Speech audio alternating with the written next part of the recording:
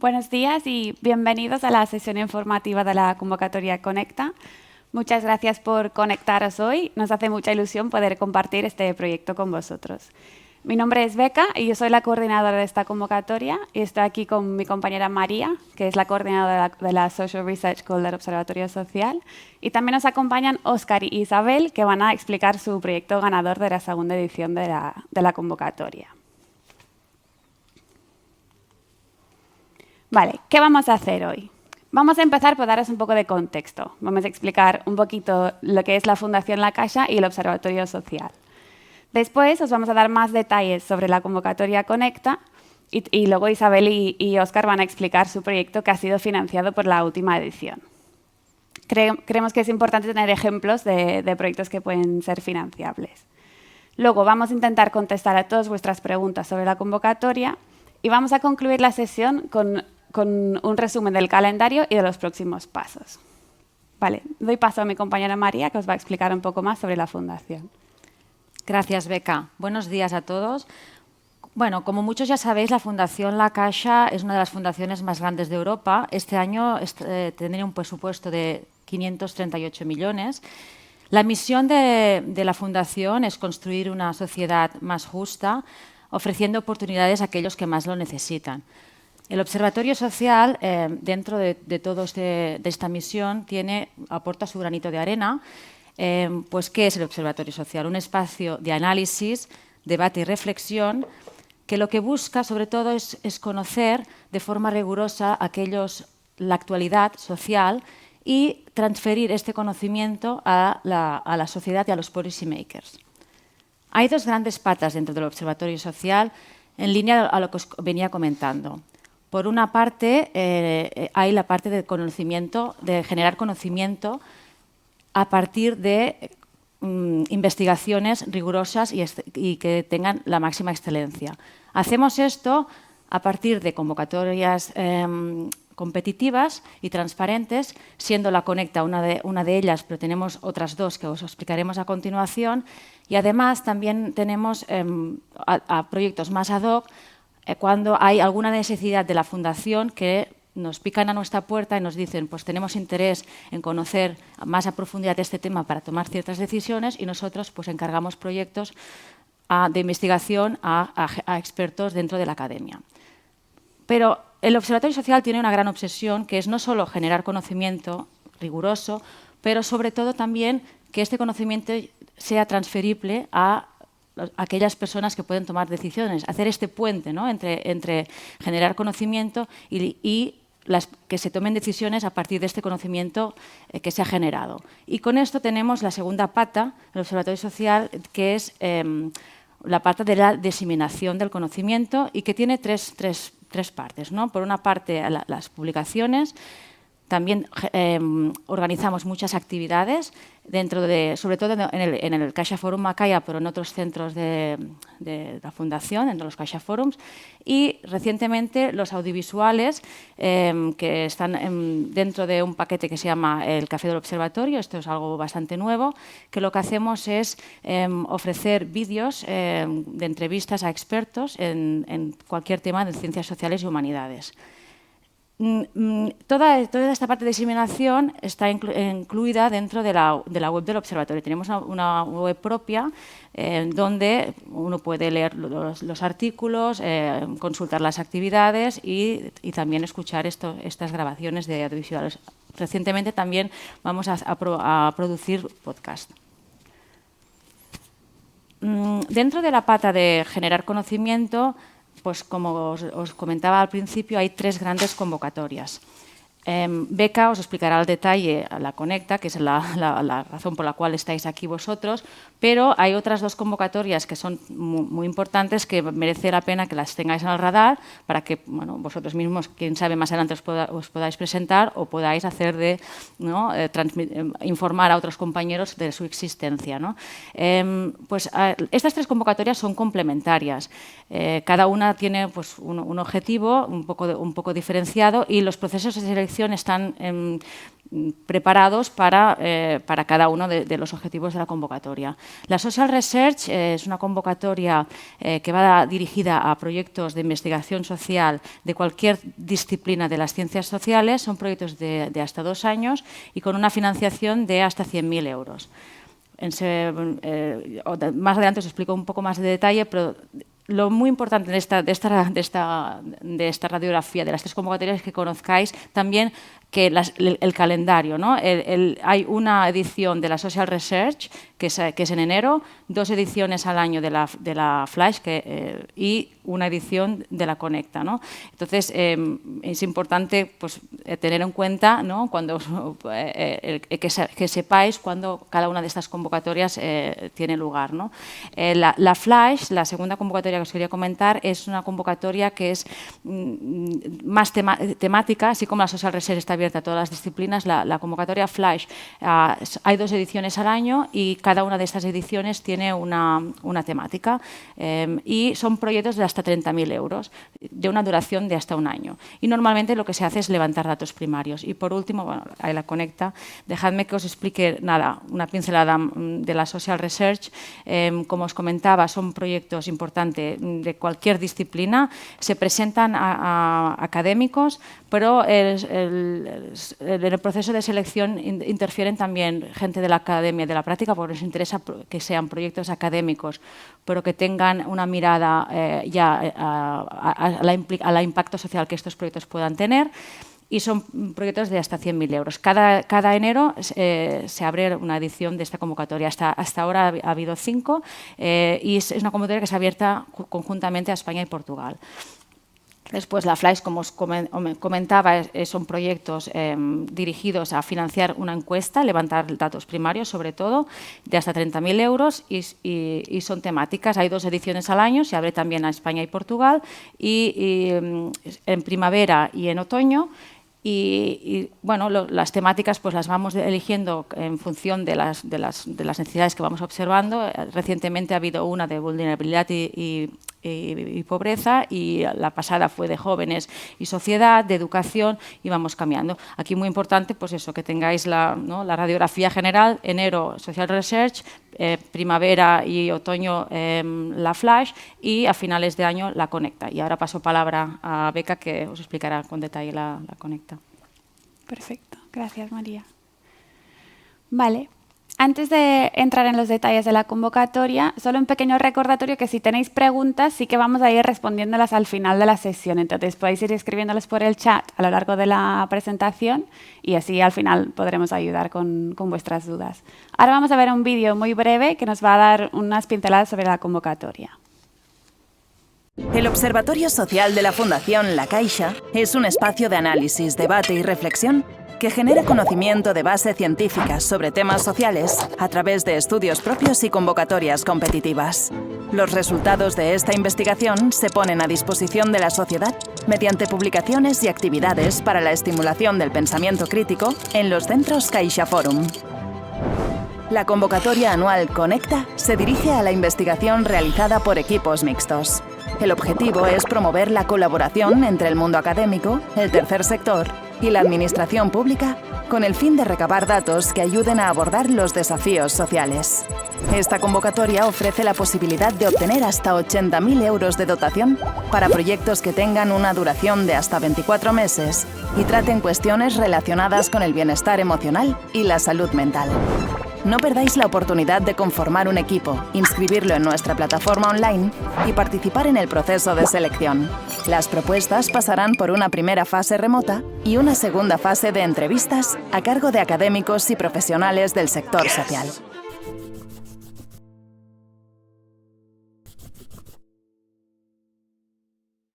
Vale, perfecto. Pues ahora vamos a entrar en los detalles de la convocatoria y vamos a empezar por los objetivos, ¿no? El objetivo de esta convocatoria es promover la colaboración entre 2 sectores, ¿no? El ámbito de la investigación y el sector social, que entendemos aquí como las entidades sociales del tercer sector y también la administración pública.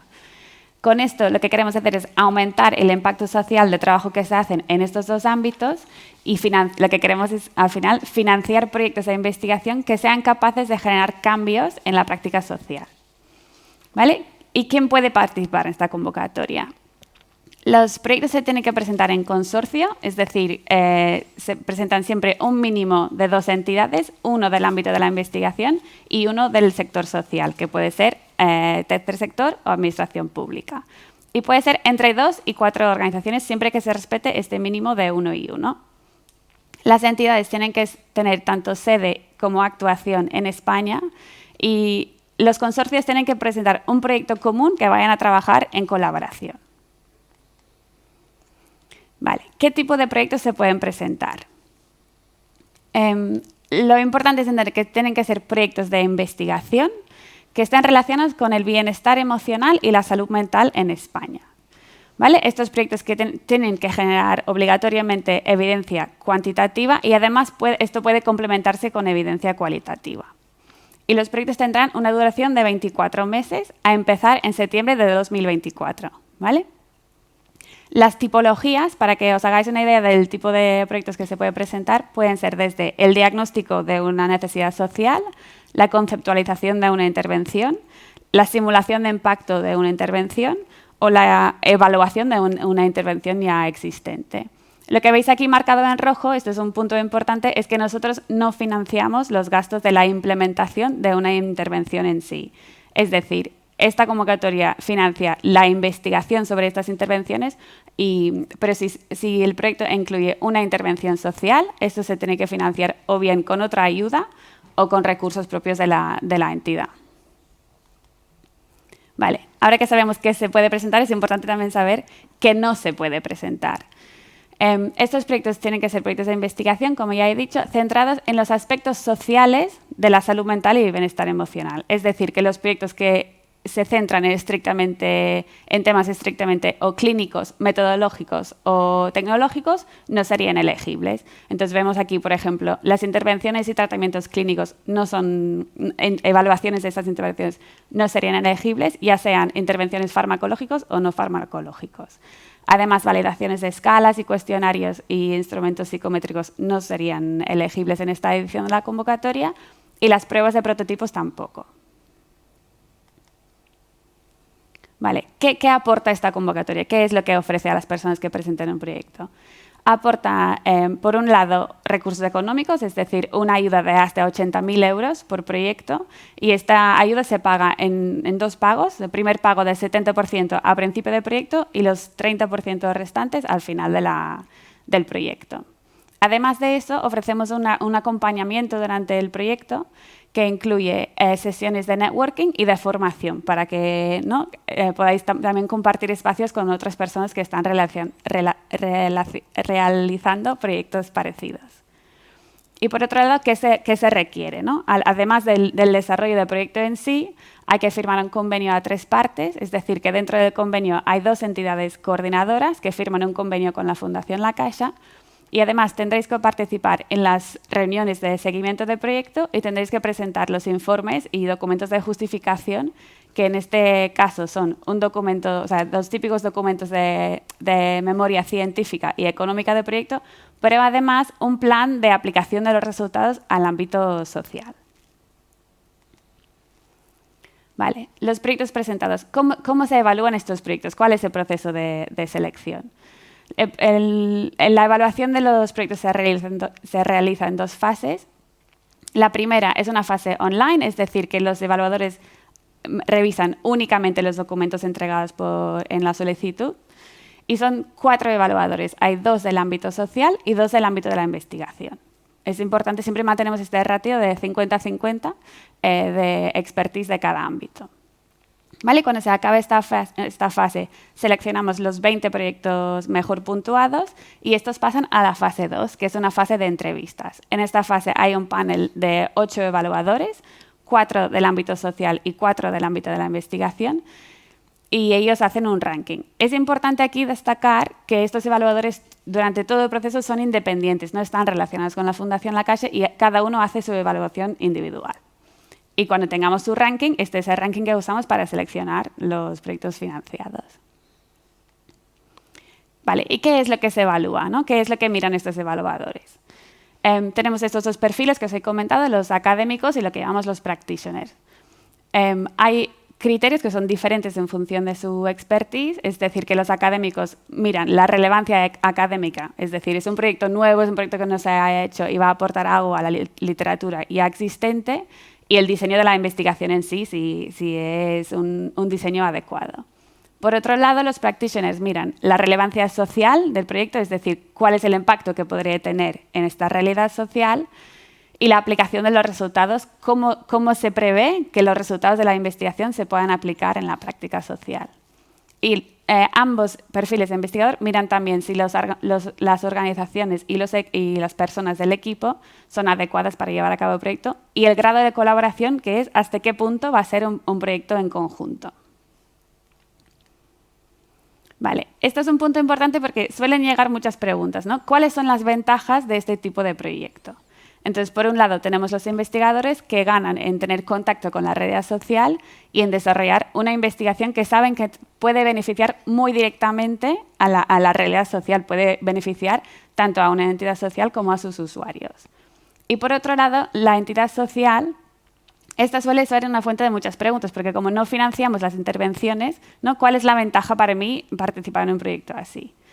Pues por un lado tendrán contacto con investigadores y por otro lado este tipo de proyecto genera datos y evidencias sobre las necesidades y las intervenciones que abordan estas entidades. Pueden conocer mejor la realidad con la que trabajan, pueden mejorar las intervenciones ya existentes que tienen y también pueden cuantificar las necesidades que ellos están abordando en su día a día. Vale, el calendario. Esto es importante porque hay varias fechas que hay que conocer. Estamos en mayo, estamos ahora haciendo la sesión informativa. Esta semana en junio, entre el 6 y el 8 de junio, vamos a hacer unas sesiones de networking. O sea, si estás mirando esta sesión y piensas que tienes interés en presentar un proyecto, pero te falta el otro partner, ¿no? Vamos a organizar unas sesiones de networking para facilitar el intercambio entre estos dos ámbitos. El plazo de presentación de proyectos es entre el 7 y 30 de noviembre. Estos proyectos luego se van a evaluar entre enero y abril del 24 y en mayo del año que viene tendremos la resolución. Y como ya he comentado, los proyectos empezarían en septiembre del 24. Es un proceso bastante largo, pero es importante empezar con antelación. Y además de las preguntas que podemos contestar hoy, es importante que sepáis que en nuestra web, que es elobservatoriosocial.fundacionlacaixa.org, podéis ver más información de la convocatoria y si tenéis alguna pregunta después de esta sesión podéis escribir también a observatoriosocial@fundacionlacaixa.org y contestaremos las dudas por ahí. Perfecto. Estas sesiones de networking que acabo de comentar, quiero destacar unos puntos importantes, ¿no? Serán unas sesiones de networking online que se van a hacer en estas fechas, el 6, 7 y 8 de junio y todos en el mismo horario, de 12 a 1:30. Y el formato va a ser un speed networking, es decir, habrá una breve introducción y luego cada asistente tendrá 3 o 4 reuniones individuales con otras personas apuntadas a la sesión que puedan tener intereses comunes. Es importante saber que hay plazas limitadas, hay 90 plazas por sesión y es imprescindible inscribirse con antelación. Podéis encontrar el link para inscribiros en nuestra web y es importante inscribirse cuanto antes porque, como ya he comentado, las plazas sí que son limitadas. Sí que recomendaríamos que asista solo una persona por entidad, porque así tenemos una máxima variedad entre las entidades que participan en cada sesión. Y como podéis ver aquí, hemos delineado colectivos diferentes para cada sesión para que sea más fácil encontrarse con una entidad que tiene intereses afines. Perfecto. Pues ahora tenemos la suerte de que Óscar y Isabel nos van a explicar su proyecto, que ha sido financiado por la segunda edición de la convocatoria y empezará este septiembre. Adelante. Muchas gracias, Beca. Bueno, el proyecto que presentamos se llama Safe Spaces, mentoría, bienestar y salud mental con personas migrantes y refugiadas racializadas, que tiene el objetivo pues, de aportar no solo a la literatura científica, ¿no? sino también en el campo de la intervención social, conocimiento sobre el impacto que tiene la mentoría social en la acogida a las personas migrantes y solicitantes de asilo. El racismo es un elemento, un constructo social que afecta especialmente a muchas personas que llegan recientemente a nuestro contexto de muchas formas, ¿no? Y está demostrado empíricamente en Estados Unidos, especialmente, donde se ha hecho mucha investigación en el ámbito, que es una tormenta incesante que afecta a la salud mental, al bienestar emocional de muchas personas racializadas y también incluso afecta a la salud física, ¿no? Somatizando pues, muchas situaciones, ¿no? Nosotros lo que creemos que podemos aportar con esta investigación en el ámbito más académico es que ha habido muy pocos estudios, ¿no? que han observado, han analizado el impacto que tienen los programas de mentoría social con estas personas adultas, ¿no? Con adolescentes pues ha habido más investigación empírica, pero con personas adultas o jóvenes sin referentes familiares ha habido pocos estudios. Y también un elemento que queremos ver, que es la longevidad de los efectos de esta mentoría social. ¿Qué es la mentoría social? Es un apoyo informal que algunas organizaciones o la administración pública está apostando por ello, de voluntarios y voluntarias que activamente acompañan durante 8 o 12 meses a personas que recientemente llegan a nuestro contexto. ¿Qué vamos a hacer en esta investigación de forma más práctica, vamos a decirlo así? Es analizar cuáles son las características que tienen las relaciones de mentoría con mayor impacto, ¿no? Y que favorecen el bienestar y la salud mental de estas personas, ¿no? La idea es incluir lo que llamamos, ¿no? Desde la psicología social y la microsociología social crafting, ¿no? Actividades de social crafting que ayudan a que las personas pues, puedan sentir un mayor sentido de pertenencia y de combatir algunos elementos de racismo estructural en el que sufren, ¿no? Digamos, más o menos un paraguas, generar un paraguas para que ese racismo que ellos viven en primera persona pues no sea tan acusado, ¿no? Lo haremos a través de un estudio cuasi experimental, utilizando un grupo de control y uno de tratamiento, lo que se llama, y utilizando lo que se llama el método Difference in Difference en investigación cuantitativa. Queremos ver con ese estudio cuasi experimental cuál es el impacto de la mentoría social en el bienestar y la salud mental de estas personas. ¿Y dónde lo vamos a hacer? Pues en principio lo vamos a hacer en 4 comunidades autónomas, donde los programas de mentoría social están impulsados desde las administraciones públicas, pero también desde las entidades de acogida o del tercer sector. En Cataluña, en Navarra, en el País Vasco y en Castilla-León. Estas son las 4 comunidades autónomas donde ya se llevan llevando a cabo programas de mentoría social y haremos la investigación en estas comunidades autónomas, ¿no? Eso es un poco la descripción más académica de este proyecto. Isabel pues, presentará más la parte más social como coordinadora de mentoría social. Gracias, Óscar. Perfecto, sí. La pregunta es, como coordinadora de mentoría social, como entidad social, ¿qué esperamos conseguir con el estudio y por qué nos hemos presentado esta convocatoria juntamente con la Universidad de Girona, ¿no? Con quien ya tenemos relación previa y con también hemos realizado algún estudio previamente? En la línea con lo que comentaba Óscar, la mentoría social se posiciona como una herramienta socialmente relevante para la inclusión de personas migrantes, en el sentido que genera relaciones interculturales entre personas voluntarias que acompañan a personas migradas, en este caso, y que perduran en el tiempo. Es decir, estas relaciones, más allá de la relación de mentoría, pueden continuar, ¿no? Y así que son relaciones que perduran en el tiempo. Estas relaciones, además, son potenciadoras de un sentimiento de pertenencia que facilita el acceso a los espacios participativos, comunitarios del entorno, ¿no? Y así proporcionan bienestar emocional a estas personas migradas, ¿no? Racializadas, como comentaba Óscar.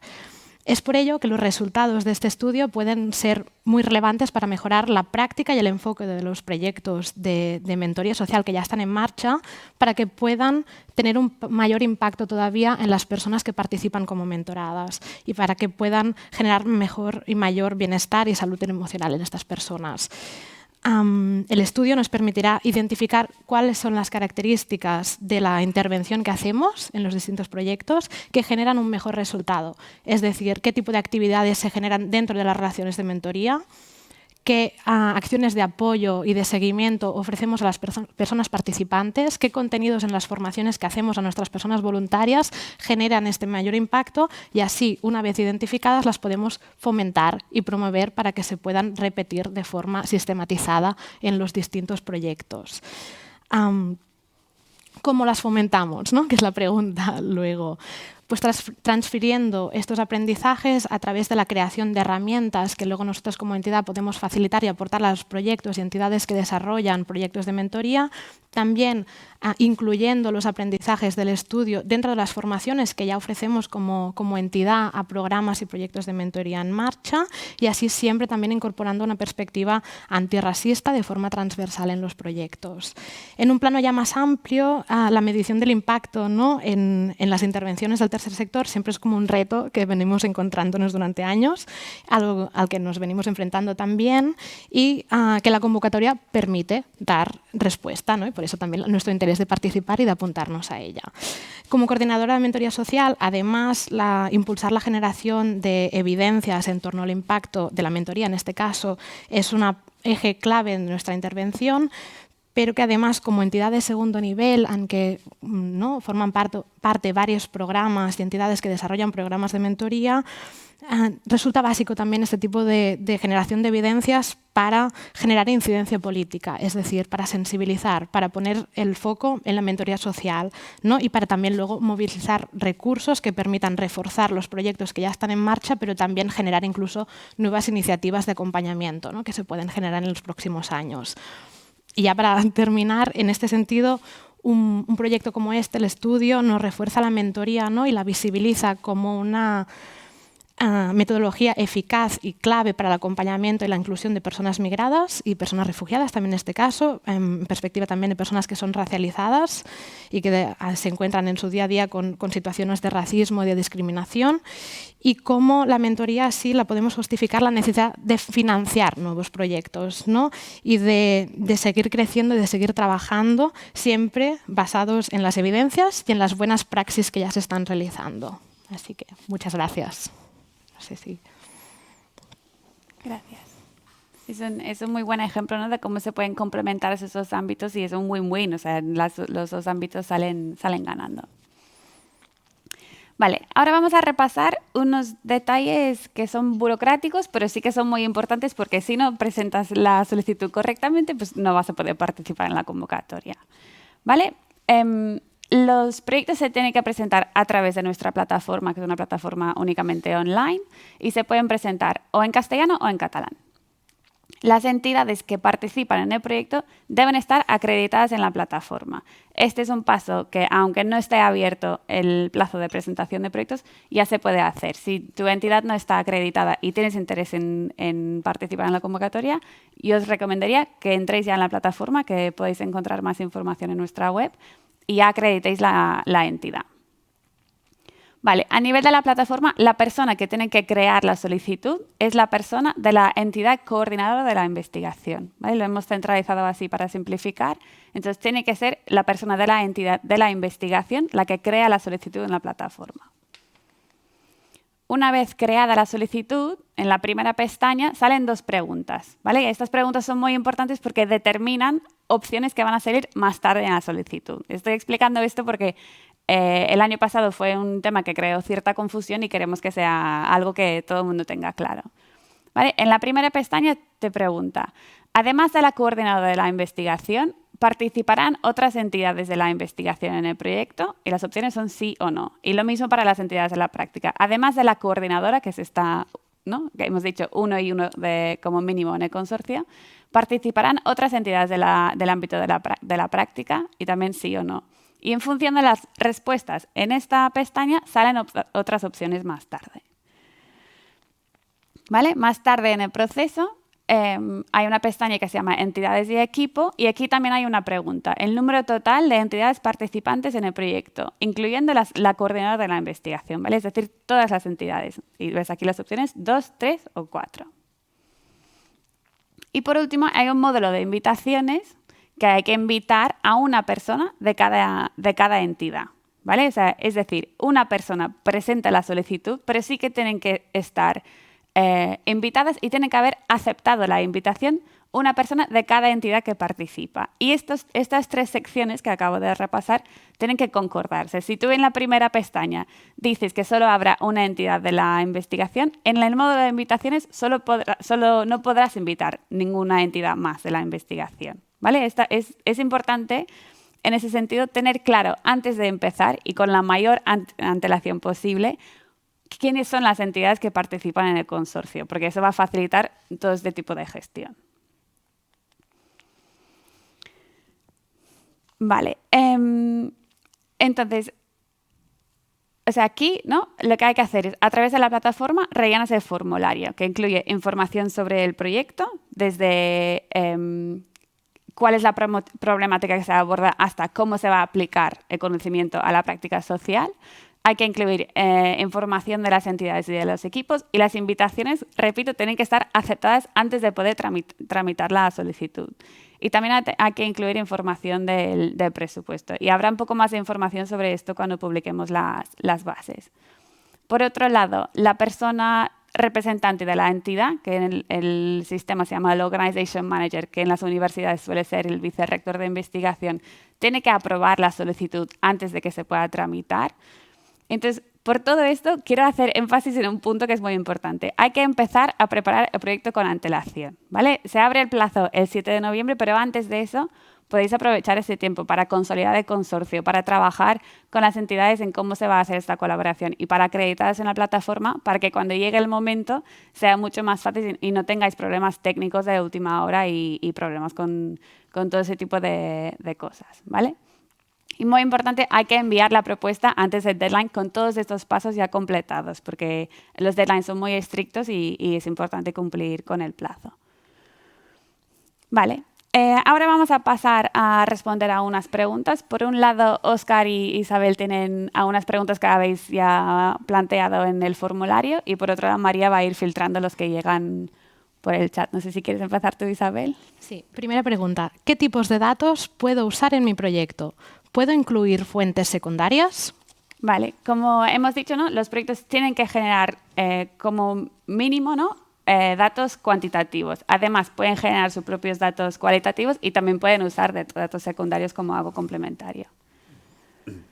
Segunda pregunta, ¿estará disponible el vídeo de esta sesión? Sí, esta es una pregunta que siempre tenemos. La vamos a publicar en la web la semana que viene. Entonces, en nuestra web, en el apartado de convocatorias, hay un apartado de tercera edición de la convocatoria Conecta y ahí veréis el vídeo completo de esta sesión. No sé si tienes alguna pregunta, María. Sí, hay alguna que de hecho también estaba aquí. ¿Cómo puedo presentarme en la convocatoria como individuo sin entidad? Aquí dice como freelance. Es lo mismo que lo tenemos aquí. O sea... Vale. En este caso la respuesta es no. O sea, nosotros financiamos proyectos. O sea, el proyecto lo presenta una persona, pero lo presenta en nombre de una entidad. La Fundación La Caixa firmará un convenio con las entidades, pero como individuo no puedes presentarte en la convocatoria solo para entidades o personas afiliadas a una entidad. ¿Y una entidad de fuera de España se puede presentar a la convocatoria? No, las entidades tienen que ser entidades españolas que además realicen su trabajo en España. Es decir, los programas que implementan tienen que ser programas que se realicen en el territorio español. ¿Cómo puedo inscribirme en la sesión de networking?